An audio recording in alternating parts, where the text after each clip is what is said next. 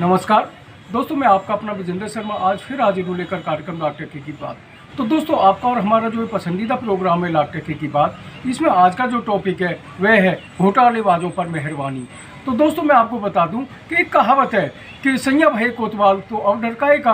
हाँ, ठीक वैसी ही कहावत जो है ये फरीदाबाद में, जो नगर निगम फरीदाबाद में 200 करोड़ का घोटाला हुआ था, जो अब की बढ़कर करीब 700-800 करोड़ तक पहुंचा है। उसके जो मास्टरमाइंड थे उसको बचाने में जो पूरा तंत्र है वह लग गया है। शासन प्रशासन उन घोटालेबाजों को बचा रहा है। तो दोस्तों, आपने सुना भी होगा, देखा भी होगा कि नगर निगम फरीदाबाद में एक 200 करोड़ का घोटाला हुआ था और यह जो घोटाला है अब बढ़कर 700-800 करोड़ का पहुंच गया है। तो दोस्तों, सरकार ने अभी जो एक चार्जशीट दायर की है और इस चार्जशीट में जो इसका ठेकेदार था उस ठेकेदार को मोहरा बनाया गया है। इसके अलावा जो टुच्चे मुच्चे जो अधिकारी थे उनको भी इस चार्जशीट में शामिल किया गया है। लेकिन जो सबसे बड़ी बात है दोस्तों, ये जो चार्जशीट है इसमें उन लोगों को शामिल नहीं किया गया है जो कि इस घोटाले के सूत्रधार थे या इस घोटाले के जो मास्टरमाइंड थे। तो दोस्तों, मैं आपको बता दूं, इस घोटाले में जो 3 IAS थे उनके नाम इस चार्जशीट में नहीं है।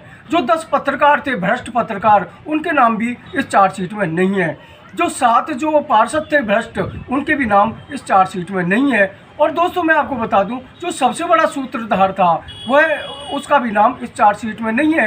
तो दोस्तों, मैं आपको बता दूं कि अब जो सारा जो फरीदाबाद है इसमें ये चर्चा आम होने लगी है कि ये जो चार्जशीट दायर की गई है इसमें शासन प्रशासन ने जो सूत्रधार हैं इस घोटाले के उनको बचाने की पूरी कोशिश की है। और ये जो भी कुछ हुआ है इस पर अब जो सरकार की कार्रवाई है या शासन प्रशासन की जो भी कार्रवाई है उस पर सवालिया निशान लगने शुरू हो गए हैं। अब सरकार को लेकर लोगों के मन में तरह तरह की चर्चाएं जन्म ले रही हैं। तो दोस्तों, मैं आपको बता दूं कि कई जो संगठन है वह अब ये मन मना रहे हैं कि ये जो चार्जशीट दायर की गई है शासन प्रशासन द्वारा, इसको चैलेंज किया जाए।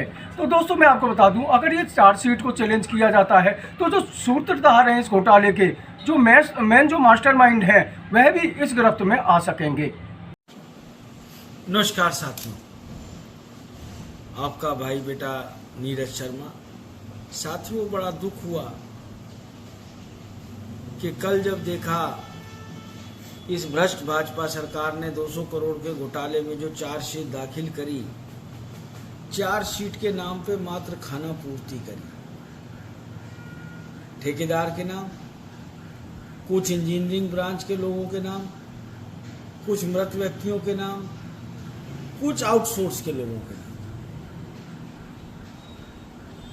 क्या इन छोटे प्यादों की हिम्मत थी कि ये 200 करोड़ का घोटाला कर पाते? क्या इन छोटे प्यादों ने बिजनेस क्लास की हवाई जहाज की टिकटें ली थी? क्या इन छोटे प्यादों ने महंगी महंगी गाड़ियां खरीदी थी? क्या जो चेक पे साइनिंग अथॉरिटी है इन छोटे प्यादों की थी? मैं पहले भी कहता था ये 200 करोड़ का घोटाला नहीं है, ये कम से कम 2000 करोड़ का घोटाला है। और अब सरकार इसको बिल्कुल खत्म करने के मूड में बैठी है। मेरे सरकार से प्रश्न है, जो विजिलेंस ने गाड़ियां पकड़ी थी कहां गई? मेरे सरकार से प्रश्न है कि जब मुख्य सचिव ने कई बार विभिन्न IAS अधिकारियों के खिलाफ जांच की अनुमति मांगी, जांच हुई और वो अधिकारी माननीय कोर्ट में शरण लेके गए, क्या उन अधिकारियों का इस 200 करोड़ के घोटाले से कोई लेन देन नहीं है? जिस सदबीरा ठेकेदार के अकाउंट में पैसे गए, क्या वो पैसे इन छोटे छोटे प्यादों ने हस्ताक्षर किए थे?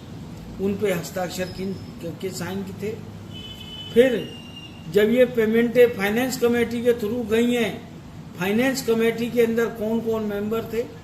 उन फाइनेंस कमेटी के मेंबरों ने इनके ऊपर संज्ञान क्यों नहीं लिया? इसीलिए मैंने विधानसभा में भी कई बार मांग उठाई थी, इस घोटाले की जांच CBI से होनी चाहिए।